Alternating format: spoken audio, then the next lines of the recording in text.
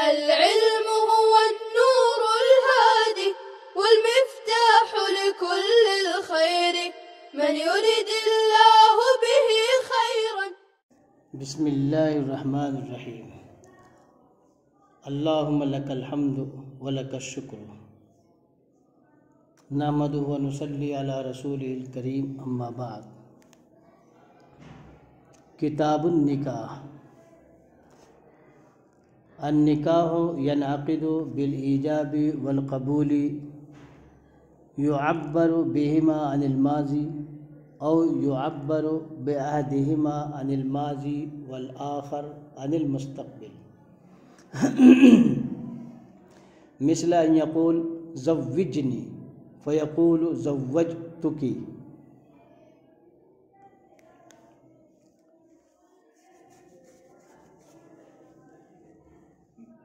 عزیز طلباء،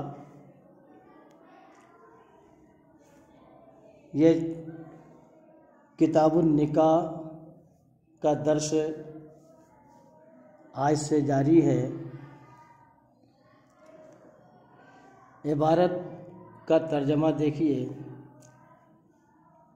نکاح منعقد ہو جاتا ہے ایجاب و قبول کے ایسے دو لفظوں سے جن سے تعبیر کیا جائے ماضی کو یا تعبیر کیا جائے ان میں سے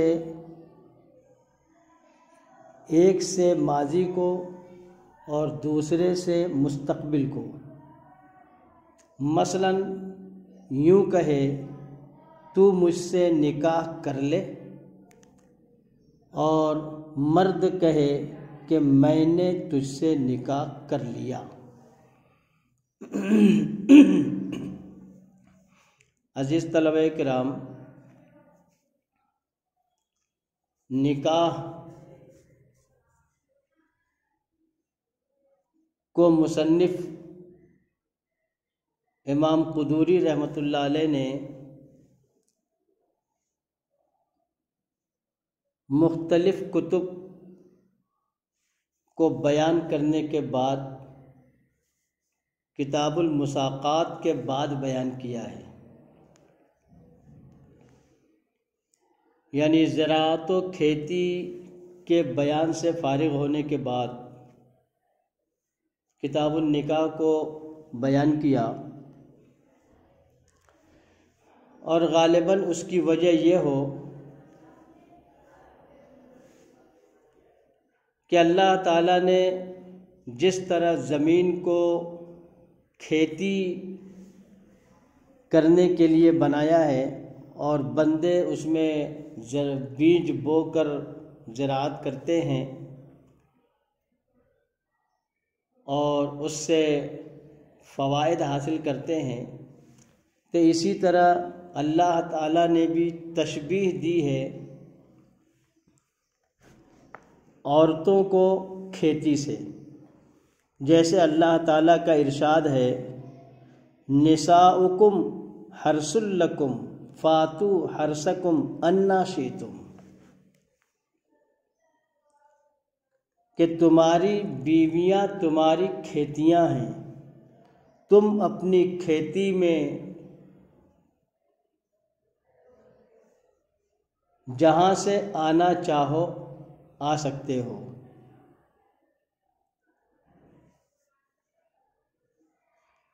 یعنی اپنی کھیتی میں جب آنا چاہو آ سکتے ہو.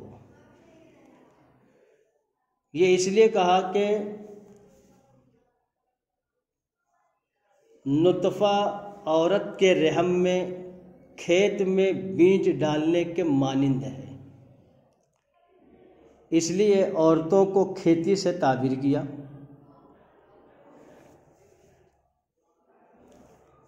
بہرحال نکاح سے متعلق اللہ تعالیٰ نے ترغیبی حکم دیا ہے فَانْكِحُوا مَا طَابَ لَكُم مِّنَ النِّسَاءِ مَثْنَىٰ وَثُلَاثَ وَرُبَاعَ، کہ تمہیں عورتوں میں جو عورت پسند ہو تم اس سے نکاح کر سکتے ہو 2 سے یا 3 سے یا 4 سے۔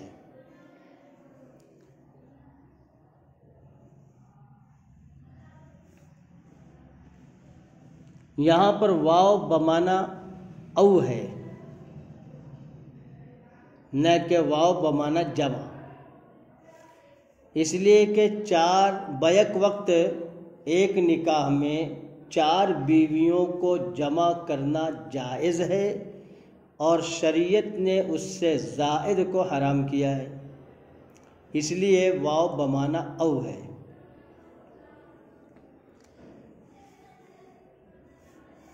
یہ بھی معلوم ہونا چاہیے کہ لفظ نکاح کے لغوی اور اصطلاحی معنی کیا ہے۔ نکاح کے لغوی معنی تو جمع کرنا اور ضم کرنے کے ہیں، لیکن تفصیلی طور سے لفظ نکاح کے معنی میں 4 قول ہیں، وہ حقیقت اور مجاز کے استعمال کے اعتبار سے۔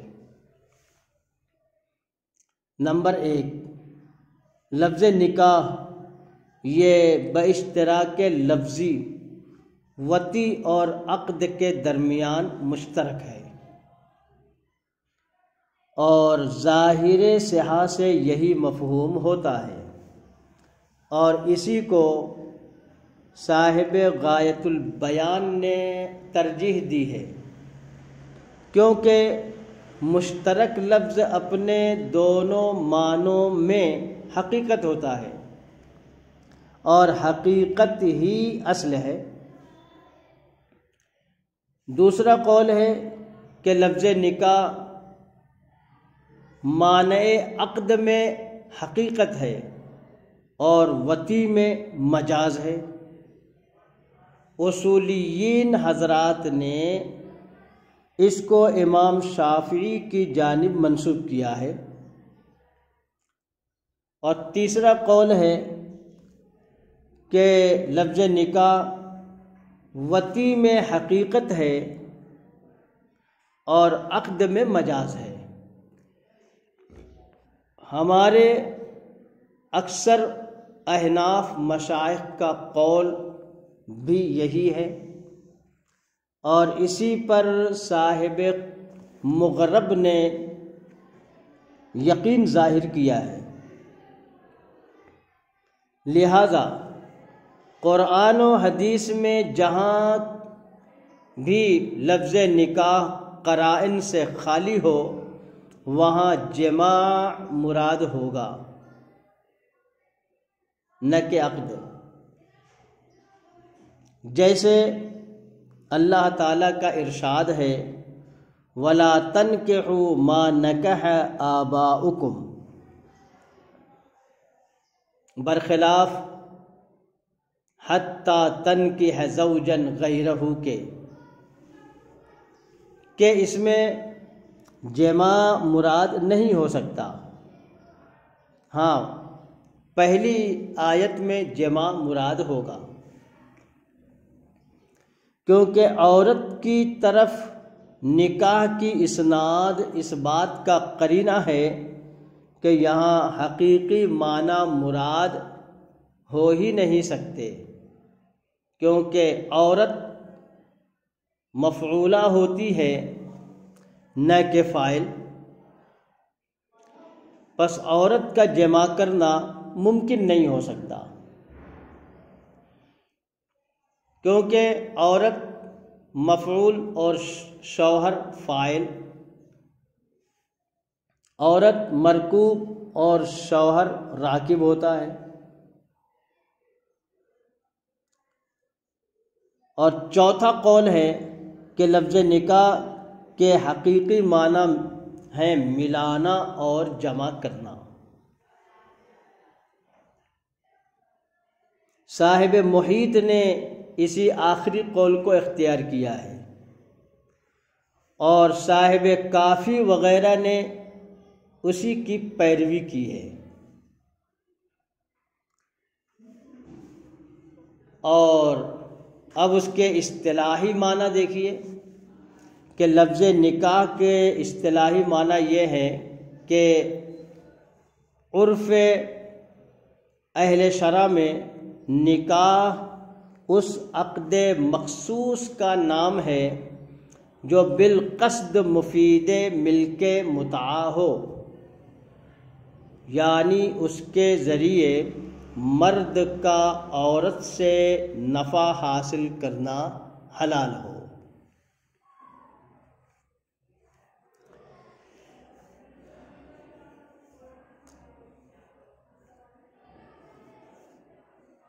اب مصنف کہہ رہے ہیں کہ انعقاد نکاح کے لیے کیا شرط ہے،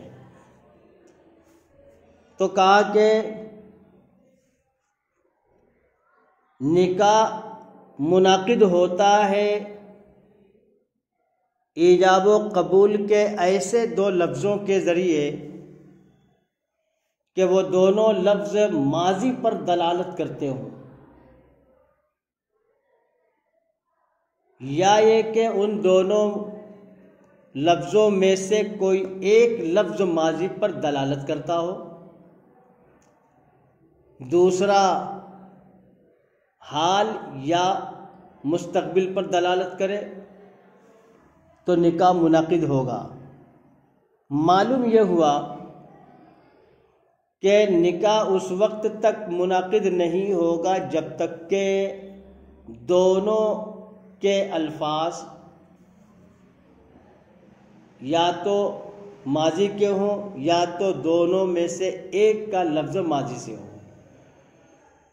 ایسا نہیں ہو سکتا کہ دونوں کے الفاظ مستقبل سے متعلق ہوں، اگر ایسا ہو تو نکاح منعقد نہیں ہوگا۔ اس کی وجہ یہ ہے کہ واقعے کے وقوع کے لیے زمانہ ماضی ایک امر یقینی ہوتا ہے، جبکہ مستقبل کی کوئی گارنٹی اور ضمانت نہیں ہوتی،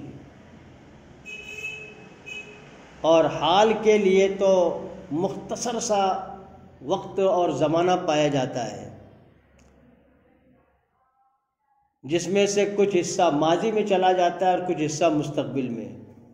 لہٰذا یہ دونوں باتیں حال اور مستقبل یقینی نہیں ہو سکتے، یقینی صرف ماضی ہو سکتا ہے۔ اسی لیے ماضی کے صیغے سے نکاح کا لفظ استعمال کیا جاوے ایجاب و قبول میں تو نکاح منعقد ہوگا۔ آگے ہے وَلَا يَنْعَقِدُ نِكَاحُ الْمُسْلِمِينَ إِلَّا بِحُضُورِ شَاهِدَيْنِ حُرَّيْنِ بَالِغَيْنِ عَاقِلَيْنِ مُسْلِمَيْنِ أَوْ رَجُلٍ وَامْرَأَتَيْنِ عَدُولًا كَانُوا أَوْ غَيْرَ عَدُولٍ أَوْ مَحْدُودِينَ فِي قَذْفٍ، یعنی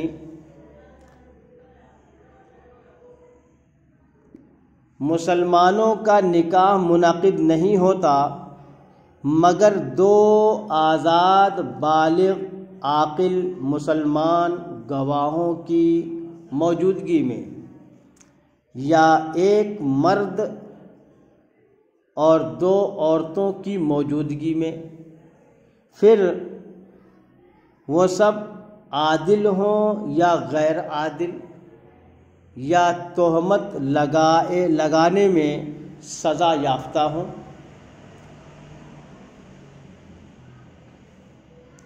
مصنف علیہ الرحمہ یہ بتانا چاہتے ہیں عزیز طلبہ کہ نکاح منعقد ہونے کے لیے اسلام نے کچھ اصول و ضابطے بنائے ہیں، لہذا انعقاد نکاح اور صحت نکاح کے لیے جہاں بہت سے شرائط ہیں جنہیں مصنف آگے بالترتیب بیان کریں گے، ان میں سے یہ بھی شرط ہے کہ مسلمانوں کا نکاح منعقد ہونے کے لیے گواہ بھی جو ہے تو کیسے ہونے چاہیے؟ تو کہا کہ کم از کم 2 گواہ ہونے لازمی ہیں، اور پھر ان کی کیفیت یہ ہو کہ وہ دونوں گواہ آزاد ہوں، بالغ ہوں، اسی طرح عاقل ہوں، اسی طرح مسلمان ہوں، کیونکہ اہلیت، شہادت کی اہلیت مسلمان ہے، پھر وہ مسلمان آزاد بھی ہو اور بالغ بھی ہو اور عاقل بھی ہو، کیونکہ اگر وہ نابالغ ہے تو وہ اہل نہیں ہے۔ اسی طرح اگر غیر عاقل ہے یا کافر ہے تو وہ بھی اہل نہیں ہے،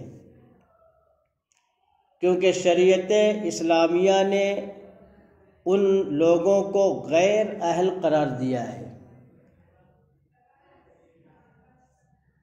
اگر جو ہے تو غلام ہے تو وہ بھی مہجور ہے، نابالغ ہے تو وہ بھی مہجور ہے، اور غیر عاقل ہے، مجنون ہے تو وہ بھی مہجور ہے۔ مسلمان اگرچہ بالغ ہو، یہ کافر اگرچہ بالغ ہو، لیکن چونکہ وہ اہل نہیں ہے اس لیے ان حضرات کو غیر اہل قرار دیا گیا۔ پھر ساتھ ہی یہ بھی بتایا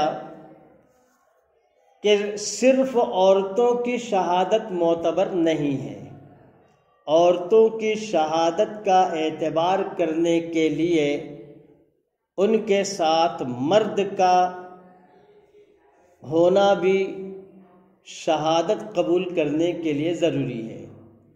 اسی لیے کہا کہ اگر اتنے 2 مرد نہ ہوں، عورتیں ہی عورتیں ہوں، تو کم از کم 1 مرد اور 2 عورتوں کی شہادت سے نکاح منعقد ہو جائے گا۔ پھر ساتھ ہی یہ بھی کہ ہمارے احناف کے نزدیک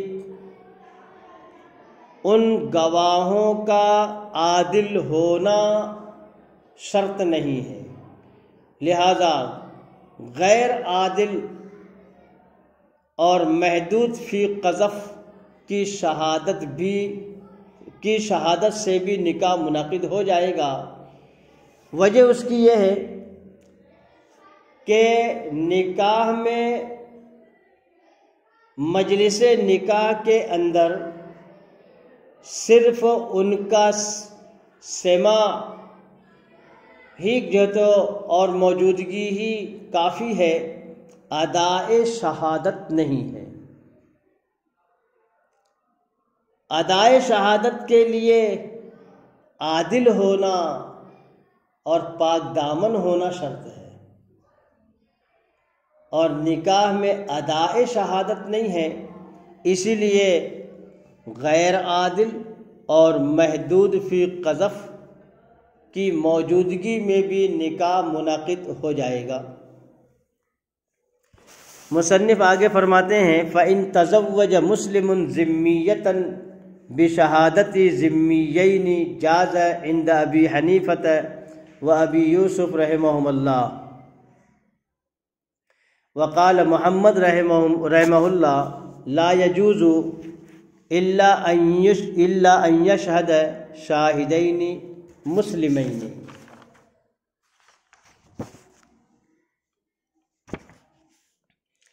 کہ اگر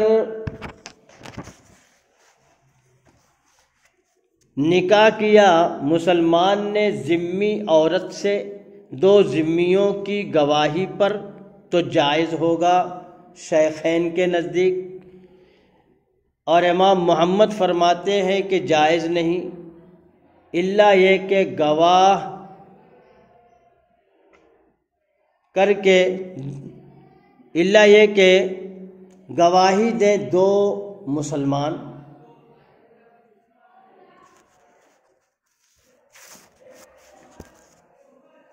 مصنف یہ کہہ رہے ہیں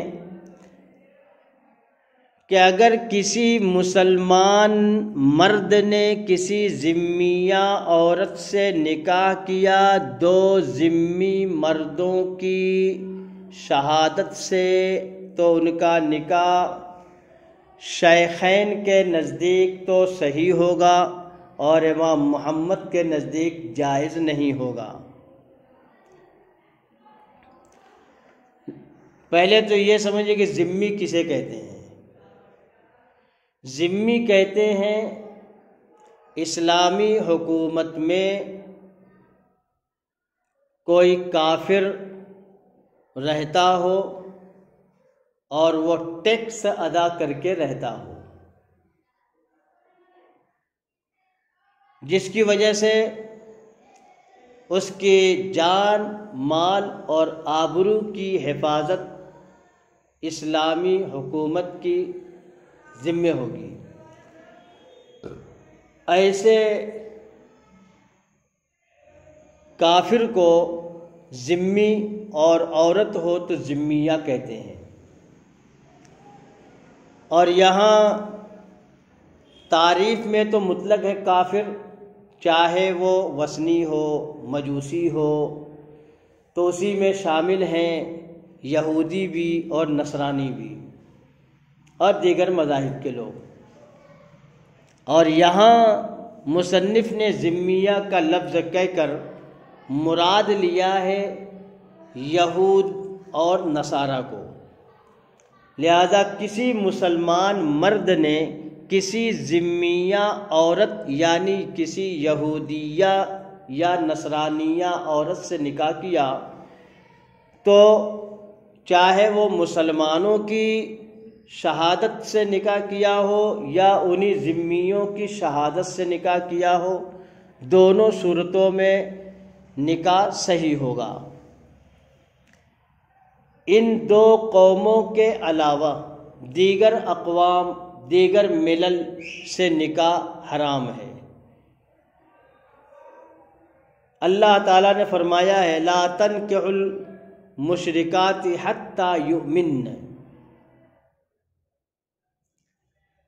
لہذا ذمیہ سے مراد یہودیہ یا نصرانیہ ہے، کیونکہ اللہ تعالیٰ نے یہودی اور نصرانی عورتوں سے نکاح حلال کیا ہے۔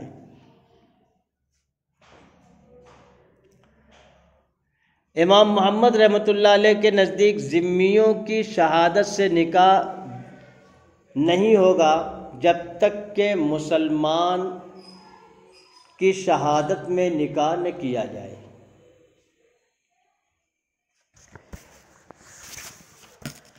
وما توفیقی الا باللہ۔ السلام عليكم، لا تنسوا الاعجاب بالفيديو والاشتراك في القناة تشجيعا لنا لنستمر بنشر المزيد إن شاء الله.